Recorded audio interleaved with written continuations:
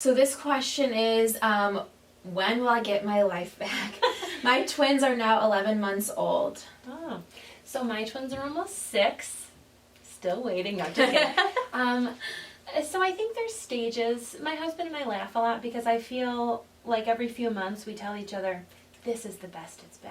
Because as your babies or children, toddlers, as they get older, they become more independent, things kind of change, you adapt a bit more, it's more comfortable and easy for you because you have a routine. And then a few more months go by and my husband and I say, no, this is the best it's been. And a few months go by, no, this is the best.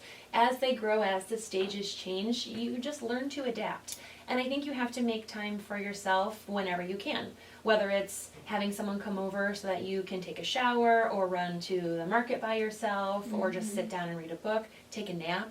I always tell a story about how when I had both twins at home, they'd only been home for about 3 weeks, but I had not yet put them on the same schedule for feedings, for sleeping, for diapering. I was just letting them do what they wanted to do, and I thought, they'll dictate themselves and I'll just be around for it. I'm home anyway. But I realized after I nursed them and I had made myself a cup of coffee and they were both sleeping, I kind of nodded off and didn't realize that I had fallen asleep for a minute on the couch sitting up while drinking a cup of coffee. And I remember I just scared myself and I called my parents because my husband was out of state traveling and I said, can you guys please come over? I think I really just need to sleep for a few hours.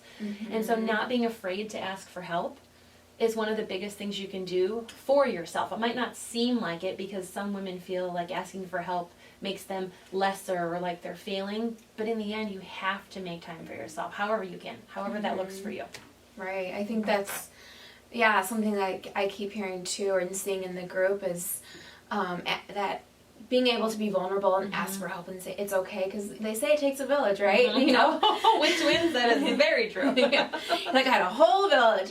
But seriously, that's awesome. Something that really helped us out too is that before I had my daughter and then before I had the twins, I had an idea of when they were coming. Obviously the twins were scheduled, but even before then we did a lot of prepping so that we were prepared. We had the nurseries as set up as possible.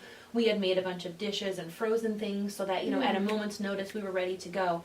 And then once I had the twins and then once they were home, because they were so premature, there were certain vitamins and different types of I wouldn't say medications, but supplements that our doctor recommended we give to them. And so I felt like I was back in college in my chemistry labs because I would have pumped for the day and, they make very tiny bottles that only hold a few ounces, and that's what tiny babies drink. So it's kind of pointless at the beginning to get these huge 8-ounce bottles when you're filling them up barely. So I remember having a tray in the fridge, and they sell all kinds of cool gadgets, but I had a tray in the fridge, one for one twin, one for the other, all the different times of their feedings. I would try to give them fresh milk as much as possible, and then if I needed to, pull from the freezer, you kind of get a routine on that.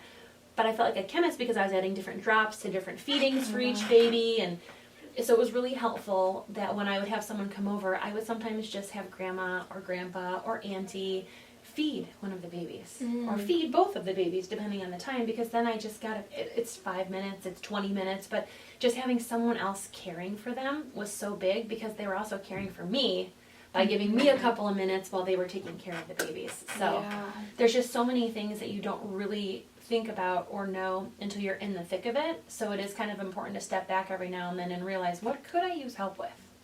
That's huge. So kind of going off of that, when you did have those extra few minutes, what were some things that you did to make yourself feel like you again or feel like relaxed? I've always been super active, running, swimming, biking, hiking. So one of my favorite things was just to get a cup of coffee in a mug and walk around the block. If I walked once, if I walked 10 times, depending on how much time. I think in my mind going around the block was like a safe net because I could walk by and listen.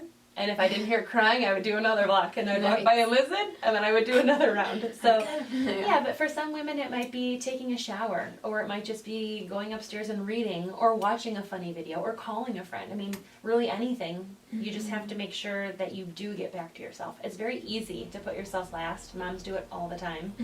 Every mom is guilty of it at some point.